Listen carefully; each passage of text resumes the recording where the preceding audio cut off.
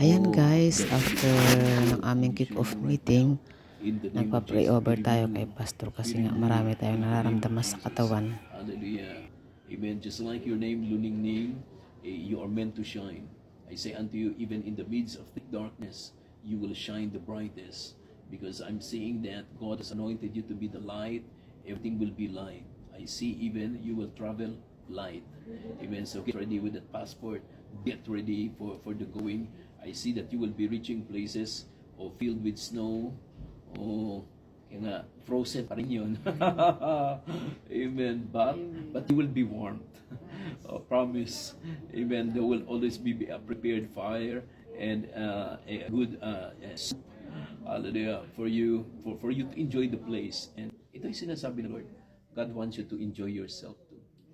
Grabe. It's not all the time workaholic.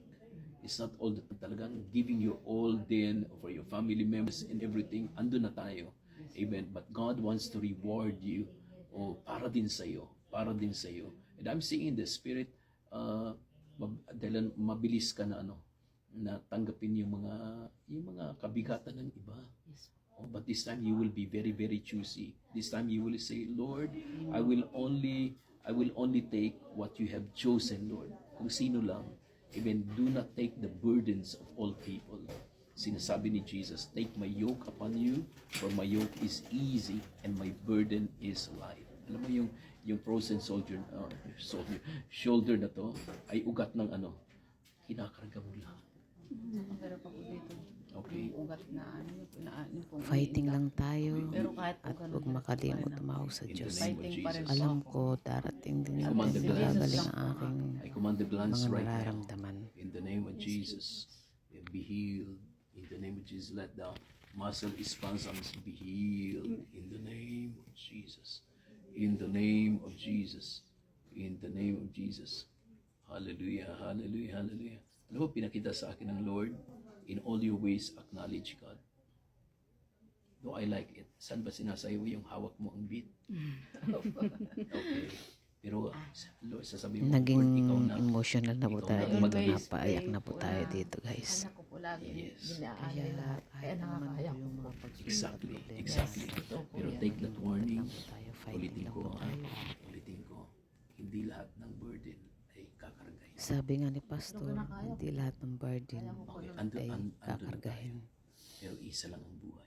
Siyempre tayong mga nanay, kahit anong hirap, kinakaya natin. Yes. So ang gagawin mo next time, Lord, basta tulungan mo ako. And this year, you will know more fellowship with the Holy Spirit. The Holy Spirit is your comforter, counselor, helper, advocate, intercessor, strengthener, teacher, and standby. So mula sa araw na to, hindi ka na nag-iisa. May karamay ka. Sana nga po gumaling na itong aking balikat. Yes. Kasi nahihirapan More of na the din Holy po Spirit ako. this year. Where the Spirit of the Lord Thank you, is, Lord. there is freedom. Thank you, God. Awards after awards is coming unto you. So laging handa yung gown. Amen. Because you keep on going up the stage to receive your reward in Jesus' name. Amen. God bless you. I like the word to name. Thank you po.